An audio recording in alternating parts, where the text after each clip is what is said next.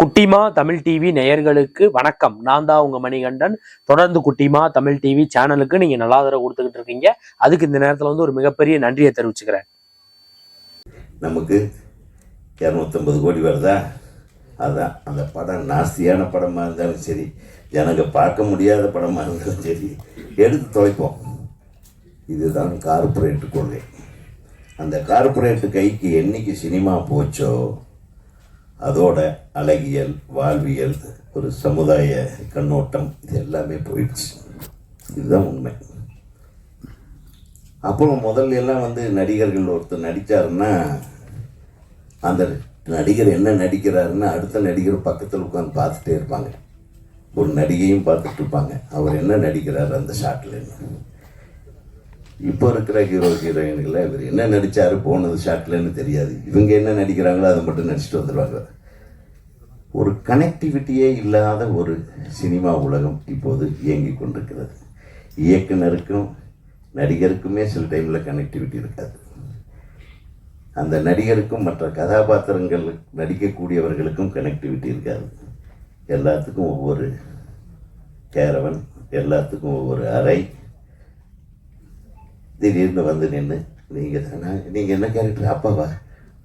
என்னையா கொடுமை இது. நான் ஒரு படத்தில் சிவாஜி சாரை நடிக்க வச்சேன். சத்யராஜ் மற்றவங்க எல்லாம் நடிச்சிட்டு இருந்தாங்க. அப்பா நீங்கள் ரெஸ்ட் எடுங்க.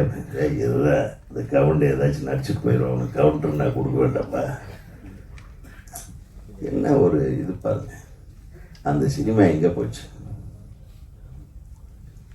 இன்னைக்கு திரையுலகம் நன்றாக இருக்கிறதுன்னு சொன்னால் அது நாமளே ஏமாற்றிக்கிறது. நன்றாகவே இல்லை, அதுதான் உண்மை. நன்றாக இருக்க வேண்டும் என்றால் சிறந்த படைப்பாளிகளிடம் படங்களை ஒப்படைத்து விட்டு அவர்கள் சொல்லுவதை கேட்டு நடிக்க வேண்டும். அப்போதான் சிறந்த படைப்புகள் வரும். இது உண்மையை சொல்கிறேன். நீங்கள் ஒரு சிறந்த படத்தை எடுத்து விட்டால் அது வியாபாரம் பண்ண வேண்டிய அவசியமே இல்லை, தானாகவே வியாபாரத்துக்கு வந்துடும். அந்த மாதிரி பேரன்பும் பெருங்கோபமும் நிச்சயமாக தானாக வியாபாரத்துக்கு வரும் படமாக இது அமைய வேண்டும் என்று நான் உன்னை வாழ்த்துகிறேன். இங்கே தம்பி நம்ம ஹீரோ இங்கே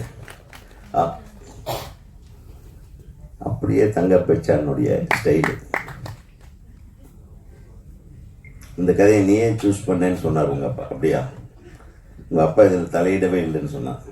இதெல்லாம் உண்மைதானா அப்படின்னு ஜெயிச்சிட்டாரு. ஏன்னா தலையிட்டான்னு வைங்க, ரொம்ப கன்ஃபியூஸ் ஆகிடும். ஷூட்டிங் நான் பண்ணிட்டு இருப்பேன். ஆச்சே எதுக்கு இங்கே ஷார்ட் வச்சுட்டு இருக்கிறேன்?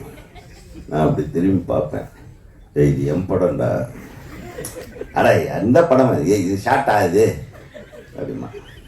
அந்த அளவுக்கு ஒரு ஒரு உதவி ஒளிப்பதிவாளர் அப்படியெல்லாம் இல்லை. என்னுடைய குடும்பம் எங்களுக்குள்ள நாங்கள் அப்படித்தான் எங்கிட்டு இருந்தோம். அதனால தான் எங்கள் படைப்புகள் ஓரளவுக்கு மக்களை போய் அடைந்தது. இன்று வரையிலும் நமது படைப்புகள் பேசப்பட்டு வருகிறது. இன்னைக்கு போன வருஷம் என்னென்ன படம் ரிலீஸ் ஆகி அது நம்ம மனசில் இருக்குன்னு கேட்டால் ஒரு படமும் நிற்கிறது இல்லைன்னு எல்லாரும் சொல்கிறாங்க. நான் சொல்லலை, ஏன்னா நான் படங்களை ஜாஸ்தி பார்க்கறத நிறுத்திட்டேன். தயவு செய்து இந்த சின்ன படம் என்று இதை பார்க்காமல், அழகான படம், ஒரு மிகச்சிறந்த கலைஞனின் மகன் நடித்திருக்கிறான், படைப்பாளியின் மகன் நடித்திருக்கிறான். அவன் சாதாரணமாக நடிச்சிருக்க மாட்டான். அவன் என்கிட்ட தம்பி சொல்லும்போது காலையில் முதல்ல எடுத்த படம் இல்லைடா, அது வேண்டாம், இதுதான் ஃபஸ்ட்டு ரிலீஸ் ஆகணும்னு சொல்லிட்டான் என் பையன். அப்படின்னா அந்த குழந்தைக்கு எவ்வளவு பெரிய கான்ஃபிடென்ஸ் இருக்குது இந்த படத்தில். அதை வச்சு சொல்கிறேன், நிச்சயமாக அந்த கான்ஃபிடென்ஸ், அந்த இலக்கு, அவனுடைய இலக்கை அடைவதற்கு அவனுடைய முடிவு தான் இறுதி முடிவாக இருக்க வேண்டும் என்று நீ உறுதியுடன் செயல்படுகிறாய் இல்லவா, அது போதும். ஒரு அப்பா அதுதான் பண்ணணும். இல்லைடா நான் சொல்கிற மாதிரி கேளு, நான் சொல்கிற மாதிரி கேளுன்னு கேட்டவங்க எடுத்த பசங்கள்லாம் ஃபெயில்யூர் ஆகிட்டாங்க. நிறைய ஹீரோக்கள்,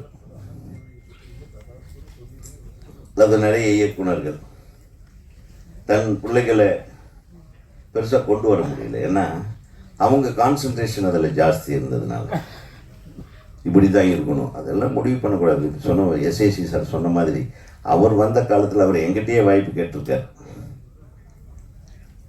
விஜய் அவர்களை அறிமுகப்படுத்தி 2வது படம் 3வது படம் நீங்கள் டைரக்ட் பண்ணோம்.